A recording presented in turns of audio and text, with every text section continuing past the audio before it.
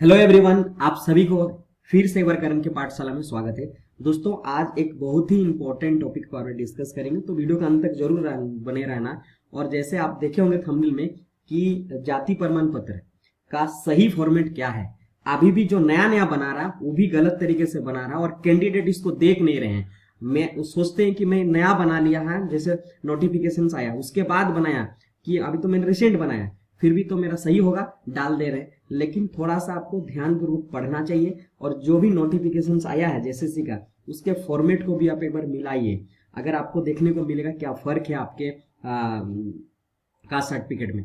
तो चलिए, आज मैं आपको रूबरू कराऊंगा कौन सा सही है और कौन सा गलत है, और मैं ये भी एग्जाम्पल से और आपको दिखाऊंगा भी कि कौन सा सही फॉर्मेट है, और आप अगर गलत बनाए हैं तो उसको सही कैसे किया जाएगा। क्योंकि डेट है, क्योंकि 8 मार्च से 10 मार्च को आपको फिर से आपको संशोधित करने का एक मौका मिलेगा, तो उसमें आप कर सकते हैं। अगर आपको फॉर्म भर दिए, अगर नहीं भरे हैं तो इस फॉर्मेट से ही भरे, जरूर भरे, और आने वाले जो भी जैसे एग्जाम के होंगे इसी फॉर्मेट का आधारित आपको होगा।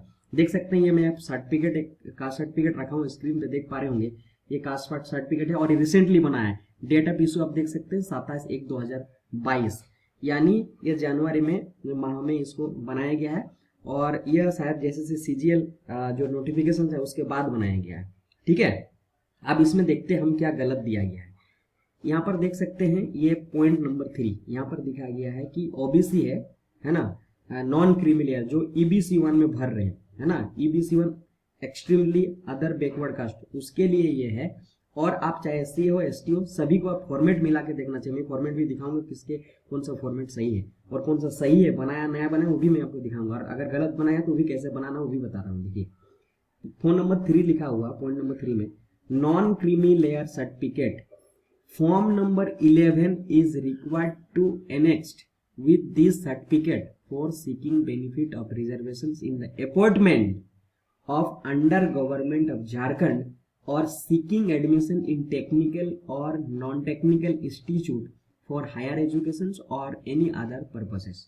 दोस्तों, ये नया सर्टिफिकेट है, लेकिन जो कुछ कैंडिडेट गलत कर रहे हैं कि नया सर्टिफिकेट मेरा बना है तो हम भेज दे रहे हैं। यहाँ पर सीधा सिंपल सा ही जो सर्टिफिकेट बना है इसमें भी लिख दिया गया है, देख सकते हैं कि फॉर्म नंबर 11 को आपको अटेस्ट करना है इस जो आपको बना है ये इस फॉर्मेट में, तब आपका नॉन क्रीमिलियर सर्टिफिकेट होगा। और यहाँ सिंपल से लिख दिया है कि reservation appointment under the government Jharkhand, तभी आपको लाभ मिलेगा जब इस सर्टिफिकेट के साथ फॉर्म नंबर 11 भी।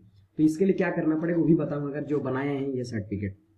अब हम देखते हैं सही फॉर्मेट जो जेएसएससी ने मांगा है। ठीक है, क्या जेएसएससी ने मांगा है देखते हैं। ये परिशिष्ट 4 में यहाँ पर देख सकते हैं, आपको लिखा गया सिंपल सा है कि झारखंड सरकार के अधीन पदों पर नियुक्ति शैक्षणिक संस्थाओं नामांकन हेतु आवेदन करने के लिए अत्यंत पिछड़ा वर्ग के सदस्यों द्वारा प्रस्तुत किए जाने वाले क्रीमिलियर रहित प्रमाण पत्र इस तरह से फॉर्मेट दिया गया है। और मैं यहाँ जो नोटिफिकेशन था उसी का लेके आया।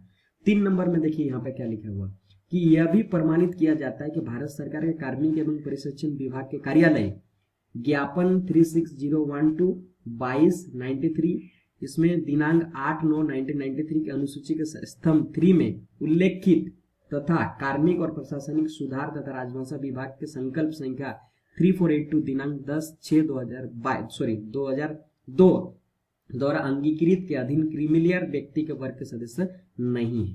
ठीक है, वर्ग के सदस्य नहीं है, क्रीमिलियर नहीं है, इसका मतलब है नॉन क्रीमिलियर है। तो इस तरह से फॉर्मेट आपको बनाना है। अब आइए हम आपको दिखाते हैं सही फॉर्मेट क्या है, कैसे बनाना है।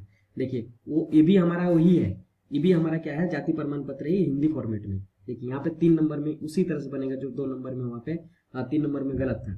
देखिए यहाँ पे लिखा गया, यह भी प्रमाणित किया जाता है कि भारत सरकार कार्मिक एवं प्रशासन विभाग कार्यालय ज्ञापन 36012/2293 और दिनांक 8/9/1993 अनुसूची के स्तंभ में 3 उल्लेखित तथा कार्मिक प्रशासनिक सुधार राजभाषा विभाग के संकल्प 3482 दिनांक 10/6/2002 द्वारा यथा अंग्रित के अधीन क्रीमिलियर व्यक्ति वर्ग के सदस्य नहीं है। इसका मतलब ये नॉन क्रीमिलियर सर्टिफिकेट है।